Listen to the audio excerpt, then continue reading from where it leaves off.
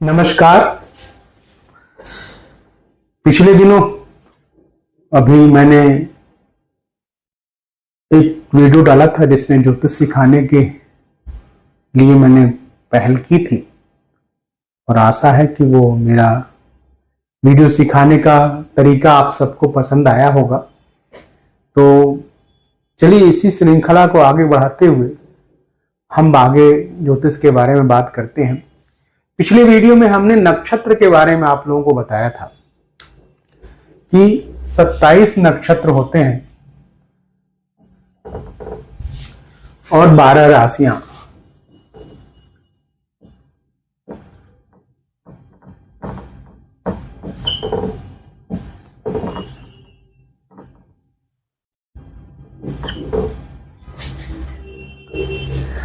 पिछली बार हमने बताया था कि आपको कि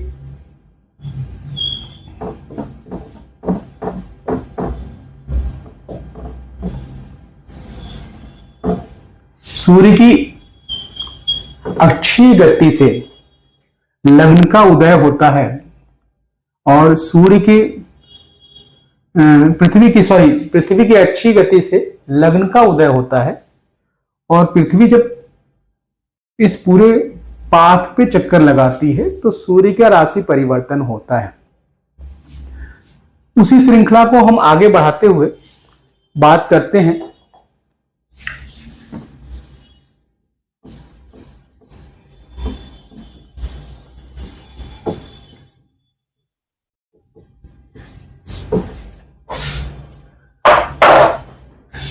नक्षत्रों के बारे में। आप समझ आ गया होगा कि 27 नक्षत्र और 12 राशियों को मिला करके हमारा ये 360 डिग्री का पूरा स्केल जो है कंप्लीट होता है और प्रत्येक राशि में आपका जो है 2.25 नक्षत्र का 2.25 नक्षत्रों को मिला करके एक राशि बनती है और हर नक्षत्र के 4 चरण होते हैं और इस प्रकार से एक राशि में 2.25 नक्षत्रों को मिला करके 9 चरण होते हैं। इसलिए 12 9 160 चरण में ये पूरा का पूरा 360 डिग्री को बांटा गया है।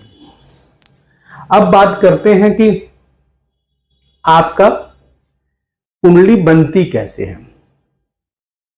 सबसे पहले चक्र बनता है, क्योंकि मैं सीधे आप लोगों को बहुत ज्यादा सैद्धांतिक ज्योतिष में यानी गणितीय ज्योतिष में सीधे नहीं पढ़ने के चक्कर में मैं सीधे ले आ रहा हूं चक्र बनाया कैसे जाता है। क्योंकि सैद्धांतिक ज्योतिष सिखाने का मतलब है कि बहुत ज्यादा गणितीय प्रोसेस को सिखाना। तो अभी हम बात करते हैं कि चक्र बनता कैसे है।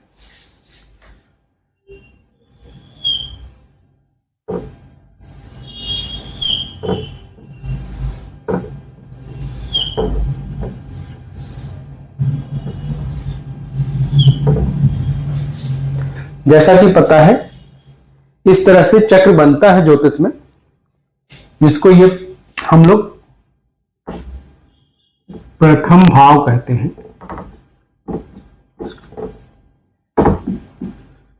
द्वितीय भाव कहते हैं, तृतीय भाव कहते हैं,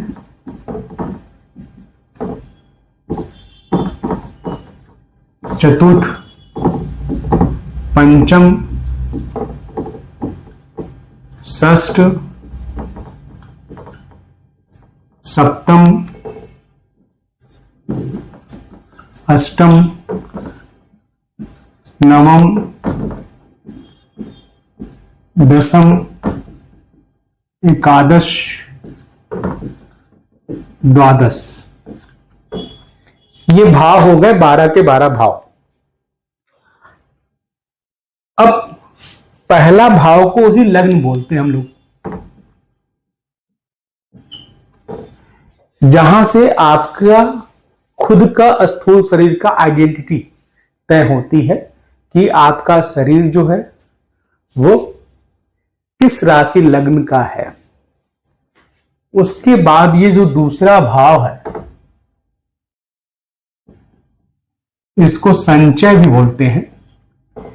इसको आपका जो है बोलते हैं गला भी देखा जाता है, नेक भी देखा जाता है, आंखें भी देखी जाती हैं, लेकिन बेसिकली अभी इसको संचय भाव से जाने आप। ये तीसरा भाव जो है आपका, इसको कुल संबंध, दोस्त, भाई इत्यादि भाव से भी देखा जाता है। चतुर्थ भाव जो है वो सुख का, माता का,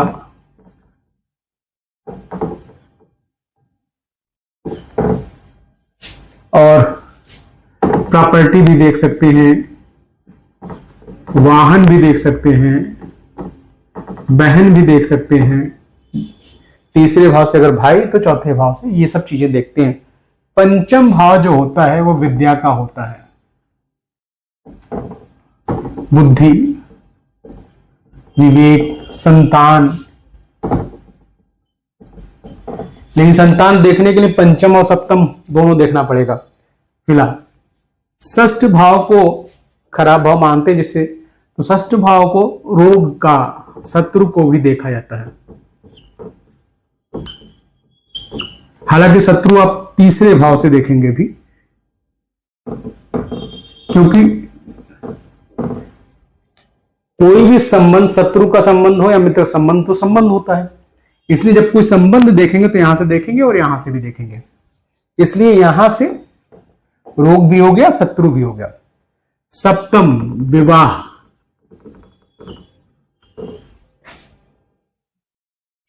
संतान भी देख सकते हैं, या आमोद प्रमोद जैसे संबंध, सेक्सुअल संबंध इत्यादि भी देखा जाता है यहां से। अष्टम, इसको मृत्यु का घर कहते हैं, कष्ट का घर कहते हैं। और नवम भाग्य का घर होता है। ये महत्वपूर्ण घर है, भाग्य का घर होता है।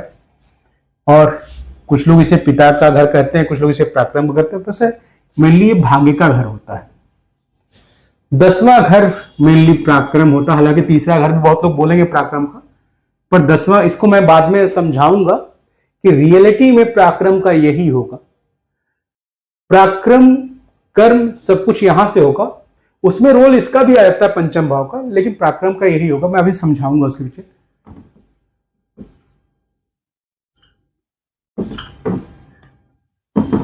पराक्रम, पिता को भी यहीं से देखेंगे, क्योंकि आपका पराक्रम, जन्म से ही आपका पराक्रम तय हो जाता है पिता से पहले। पहला पराक्रम आपका पिता है, आपकी ताकत आपका पिता है, इसलिए पिता भी एक प्रकार का पराक्रम है। उसके बाद बात करते हैं हम, यहां से प्रोफेशन भी देखेंगे, बहुत सारी चीजें देखेंगे, कर्म देखेंगे वो सब। इसके बाद यहां से आय भाव देखते हैं। ये व्यय का भाव होता है, चिंता का भाव होता है, विचारों का भाव होता है, एंसेस्टर प्रॉपर्टी का भाव होता है, पैतृक चीजों का भाव होता है। ये देखते हैं। ये तो हो गया कालचक्र में भावों का व्यवस्थापन, कि ये आपके चक्र का भाव का व्यवस्थापन हो गया। लेकिन ये तो चक्र की व्यवस्था पर बनती कैसे कुंडली, किसका लग्न क्या है, ये कैसे पता चलेगा? पिछली बार मैंने आपको बताया था कि, एक मिनट इस जगह को, या जैसे कि मान लीजिए ये सूर्य है और हमने ये 360 डिग्री को 12 राशियों में विभक्त कर दिया।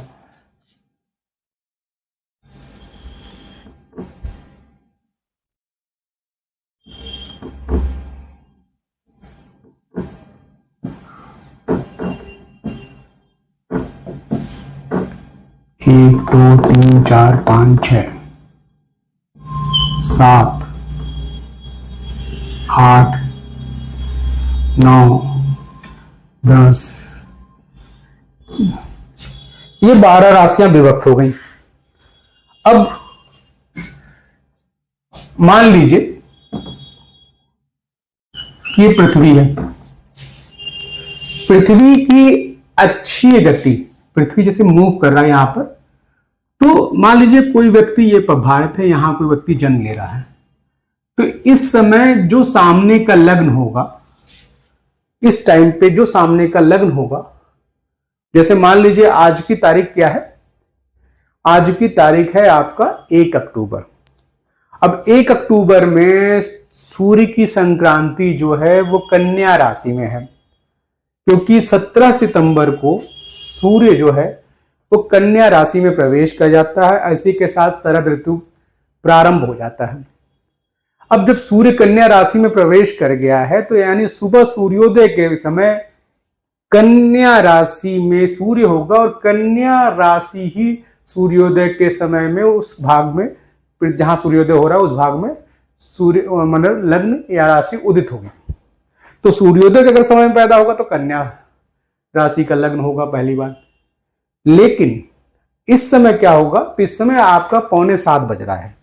अगर सूर्योदय कन्या लग्न में, तो कन्या से ठीक सामने की राशि जो होती है वो शाम के सूर्यास्त के बाद मीन राशि होती है, और इस समय से मीन से आगे बढ़ चुके हैं सूर्यास्त के बाद, लगभग मेष लगन के आसपास का इस समय चल रहा होगा। तो जैसे कि मान लीजिए कि ये मेष लगन है, मान लीजिए ये उदित हो रहा है, तो अभी जो चक्र बनेगा किसी का,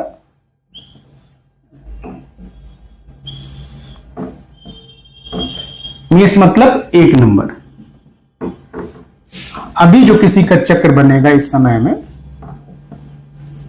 वो यहां से 1 नंबर, यहां 1 नंबर मेष लगन हो गया, 2 number, 3 number, 4 number, 5 number, 6 number, 7 number, 8 number, 9 number, 10, 11, 12। ये तो हो गया लग्नोदय की बात। अब ग्रहों को कैसे लिखेंगे, तो जाहिर सी बात है इस समय गोचर की स्थिति, अगर जिसे भी थोड़ा बहुत जानकारी हो, अगर यहां मेष है तो हम यहां मेष है, तो आप यूं समझ लीजिए मीन यहां होगा, यहां कुंभ होगा, यहां मकर होगा, यहां आपका जो हो गया धनु होगा। तो शनि नामक जो ग्रह है वो अभी मीन राशि में है आप, और आपके जो है सूर्य नामक जो ग्रह है वो कन्या राशि में, यहां सूर्य जो है कन्या राशि में है, और बुध भी यही है।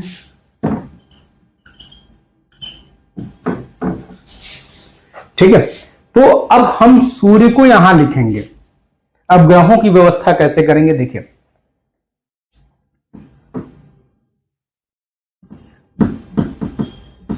सूर्य गोचर में सूर्य यहां है, बुध भी यही है, ठीक है, शनि यहां पर है, ठीक है, और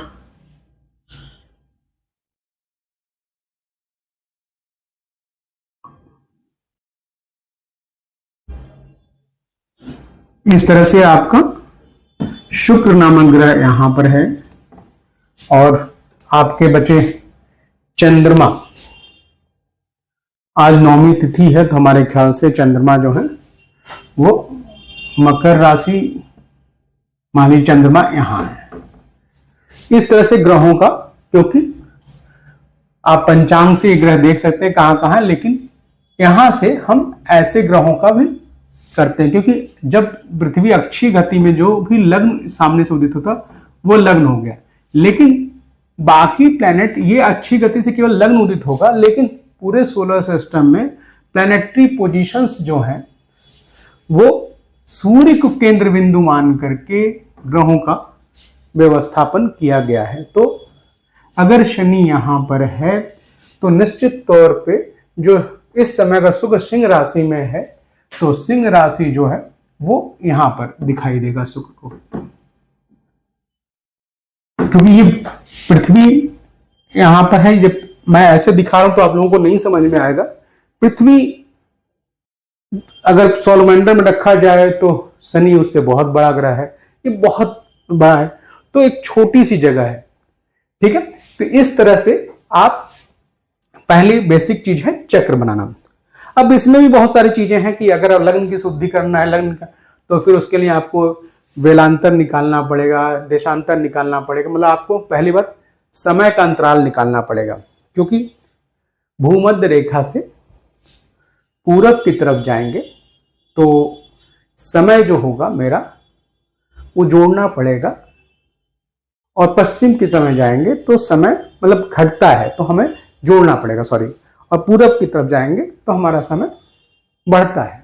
क्योंकि जैसे मान लीजिए कि हमारे पृथ्वी पे जो भूमध्य की रेखा है वो बनारस के आसपास से, मिर्जापुर के आसपास से गुजरती है, तो वहां से अगर हम पश्चिम की तरफ दिल्ली की तरफ आते हैं और दिल्ली की जगह पर से कोई एक्यूरेट समय निकालना पड़े तो लगभग 19 मिनट का अंतर आता है।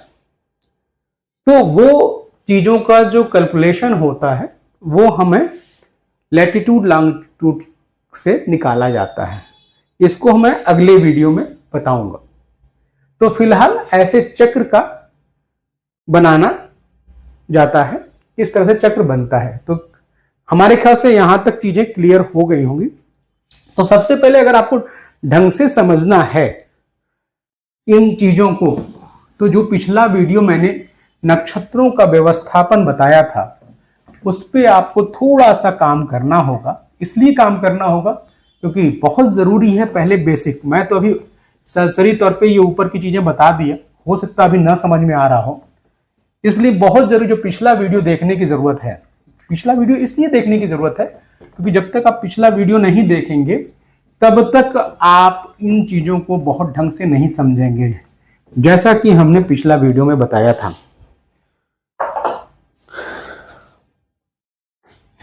मैंने बताया था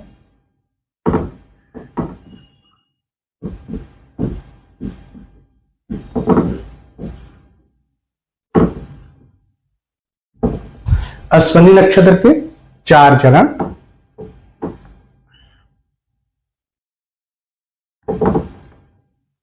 दो, 3, 4, फिर उसके बाद भरणी, भरणी के भी 4 चरण,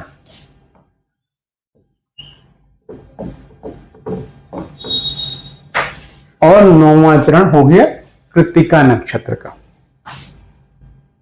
सॉरी, हम क्षमा करें, हम थोड़ा सा गलत लिख दिए, ऐसे समझ में नहीं आएगा, इस तरह से समझें।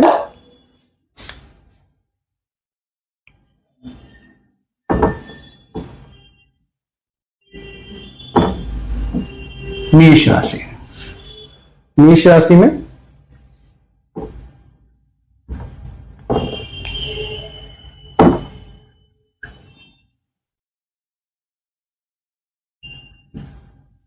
अश्विनी के 4, भरणी के 4 और कृत्तिका का 1, ये 3 नक्षत्रों को मिलाकर के मेष राशि कंप्लीट होता है। उसके बाद वृषभ राशि,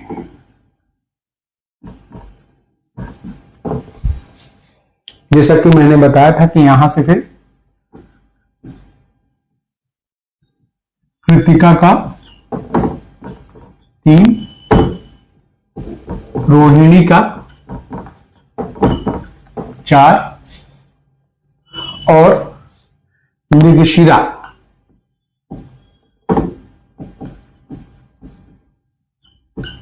2। इसी प्रकार से फिर आप मिथुन राशि में आएंगे।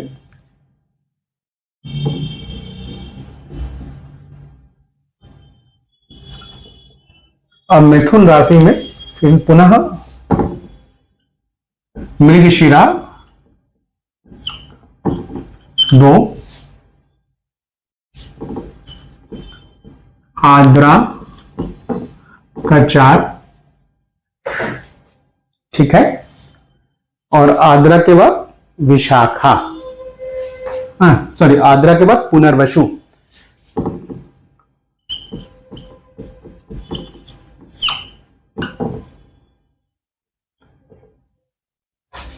ठीक है, 9 चरण हो गए, 2 मृगशिरा, आद्रा के 4, पुनर्वसु के 3। उसके बाद आती है कर्क राशि।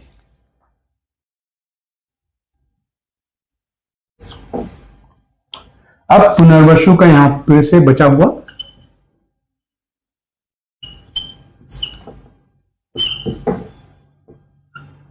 इस वीडियो को देखने के पहले आपसे आग्रह है कि आप पहला वीडियो जरूर देखें, तभी ये चीजें ढंग से समझ में आएगी।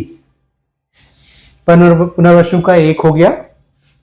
उसके बाद आपका आ गया पुष्य नक्षत्र।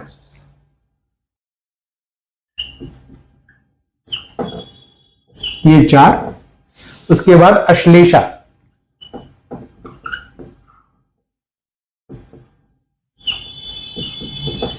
ठीक है।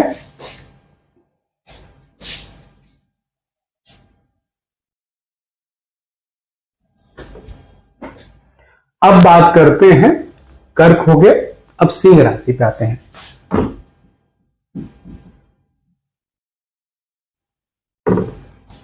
अब यहां आता है मघा नक्षत्र का 4।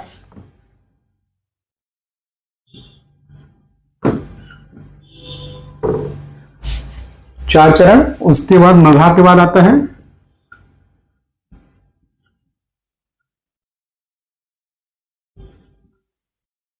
पूर्वा फाल्गुनी, 4। उसके बाद उत्तरा फाल्गुनी,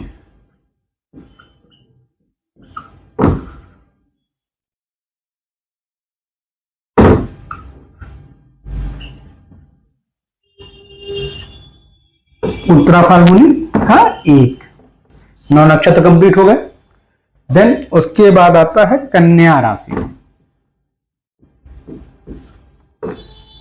कन्या राशि में आते हैं हम। कन्या राशि में उत्तरा फाल्गुनी का बचा हुआ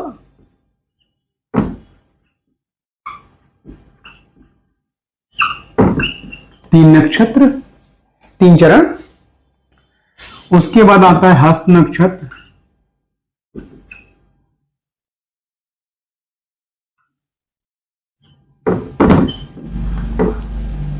और उसके बाद आता है चित्रा नक्षत्र।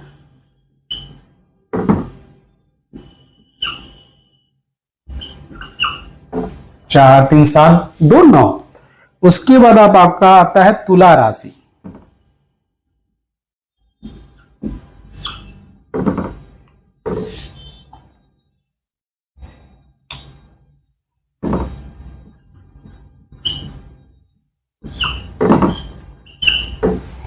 चित्रा नक्षत्र का 2 चरण।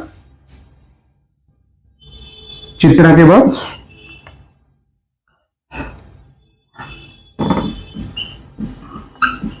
स्वाति नक्षत्र का 4 चरण। उसके बाद विशाखा नक्षत्र,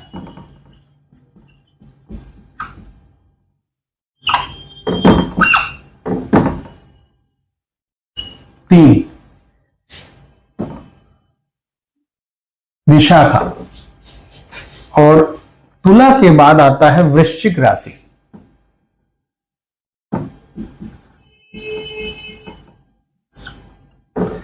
और वृश्चिक राशि में विशाखा का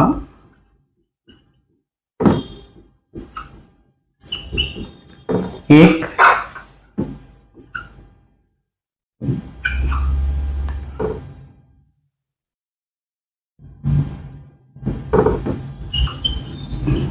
अनुराधा 4, ज्येष्ठा 4। उसके बाद आता है धनु राशि।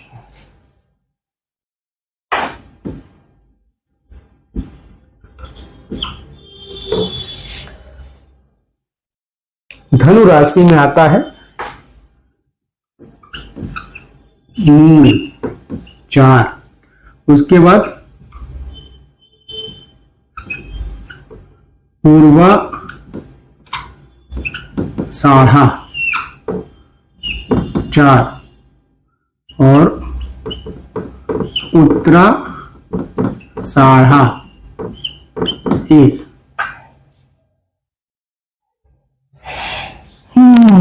उसके बाद अब यहां बात करेंगे हम मकर राशि।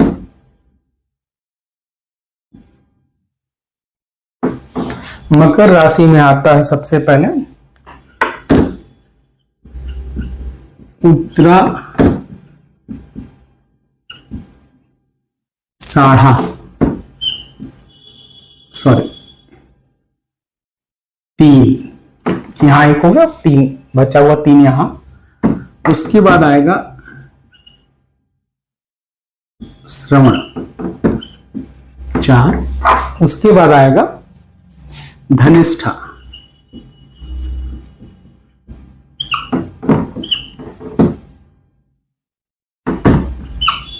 उसके बाद कुंभ राशि,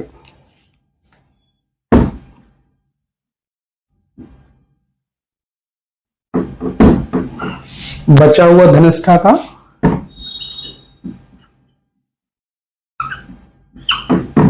2 चरण। उसके बाद शतभिषा 100 तारों का समूह, शतभिषा नक्षत्र काफी शुभ नक्षत्र है 4। उसके बाद शतभिषा के बाद पूर्वा भाद्रपद,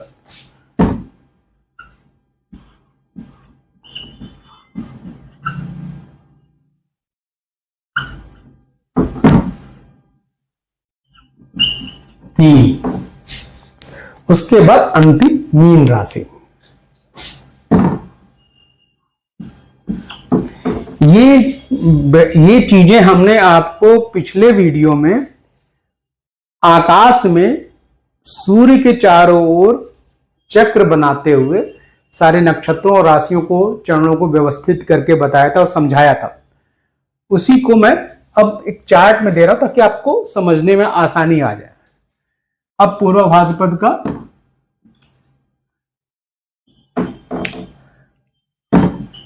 पूर्वा भाद्रपद 1 चरण, फिर उत्तरा भाद्रपद 3 चरण और लास्ट 27वां नक्षत्र रेवती 4 चरण। अब आप लोग ये देखिए कि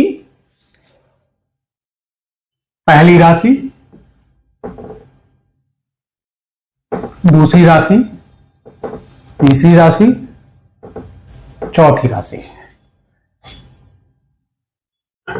5, 6, 7, 8, 9वीं राशि, 10, 11, 12। अब बात करेंगे मेष का जो स्वामी है वो है मंगल, ठीक है। मेष का स्वामी मंगल और अश्विनी पहला नक्षत्र है, पहला, दूसरा, तीसरा, फिर तीसरा ये कंटिन्यू कर रहा है, चौथा नक्षत्र,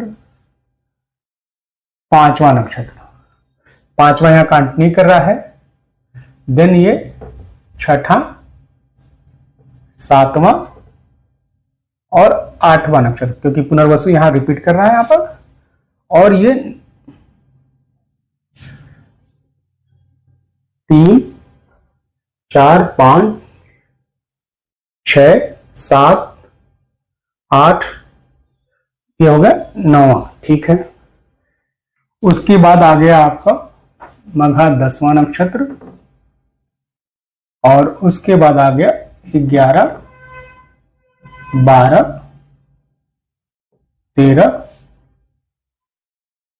चित्रा है 14वां नक्षत्र, स्वाति 15वां, विशाखा 16वां और अनुराधा जो है वो 17वां।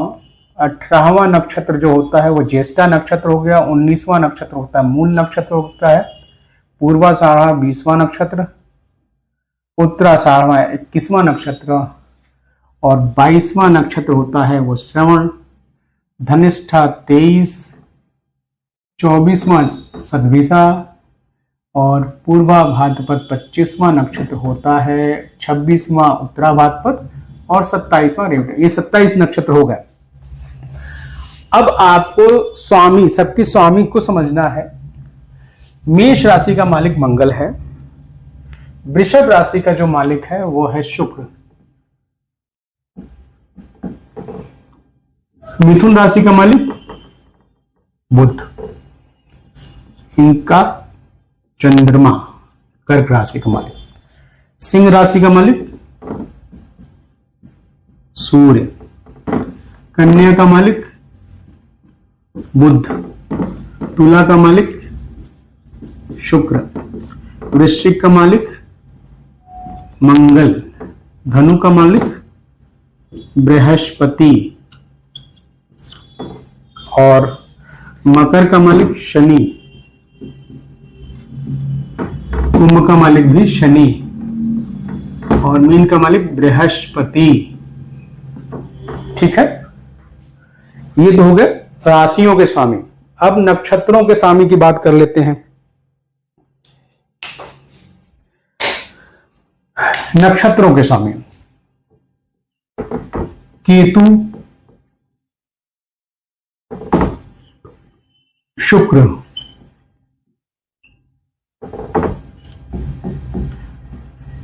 सूर्य। अब मैं आपको बताने एक बात और जा रहा हूं। जैसे ये आपका राशियों का सीक्वेंस है ना, 12 राशियों का, वैसे नक्षत्रों का भी सीक्वेंस है। अरे, ग्रहों का भी सीक्वेंस है। उसी सीक्वेंस में सारे नक्षत्रों के मालिक तय होते हैं। आप कृतिका से शुरू करिए और कृतिका से जो सीक्वेंस मिलेगा वही 9 नक्षत्र के बाद फिर से वो रिपीट कर जाएगा। सूर्य, कृतिका से सूर्य शुरू हुआ। रोहिणी का हो गया चंद्रमा और मृगशिरा का मंगल। आद्रा का राहु। पुनर्वसु का बृहस्पति। यही ग्रहों का सीक्वेंस है। इसी सीक्वेंस में महादशाएं भी होती चलती हैं, इसलिए ये याद रहना चाहिए सीक्वेंस ग्रह का। उसके बाद पुष्य का शनि। अश्लेषा का बुध। उसके बाद मघा का केतु हो गया।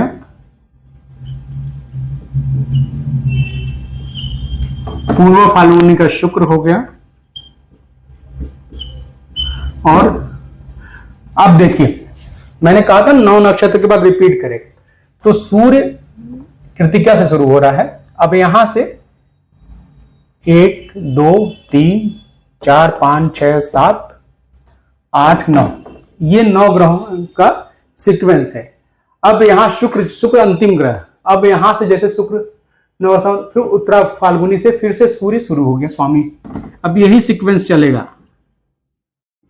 सूर्य, उसके बाद चंद्रमा, उसके बाद मंगल, उसके बाद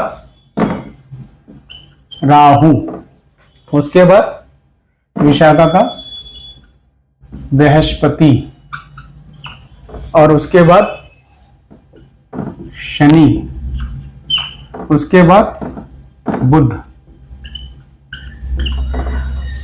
उसके बाद केतु,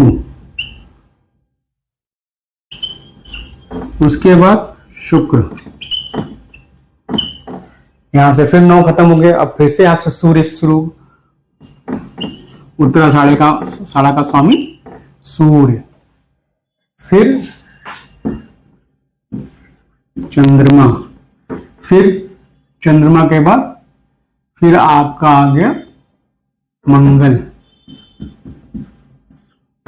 फिर राहु, फिर बृहस्पति, और उसके बाद शनि और बुध। तो ये हो गए नक्षत्रों के स्वामी। और आप ग्रहों की इसी सीक्वेंस को याद रखिएगा, इसी सीक्वेंस में आपको बहुत कुछ आगे पढ़ना पड़ेगा। तो आज के वीडियो में मैंने आपको चक्र बनाना समझाया है और मैंने ये बताया है किस नक्षत्र का स्वामी कौन है और किस राशि का स्वामी कौन है। ये बेसिक चीजें अभी चल रही हैं। जो लोग ज्यादा जानते होंगे उन लोगों को भी शायद उतना वीडियो नहीं पसंद आएगा, लेकिन आगे हम बढ़ेंगे। लेकिन फिलहाल ये बेसिक चीजें हैं। तो ये जब आपको कंठस्थ रहेगा तो आगे की चीजें आप समझ पाएंगे। तो आशा है आज का वीडियो हम यहीं समाप्त करते हैं और नेक्स्ट वाले में फिर इसके आगे की चर्चा करेंगे। नमस्कार।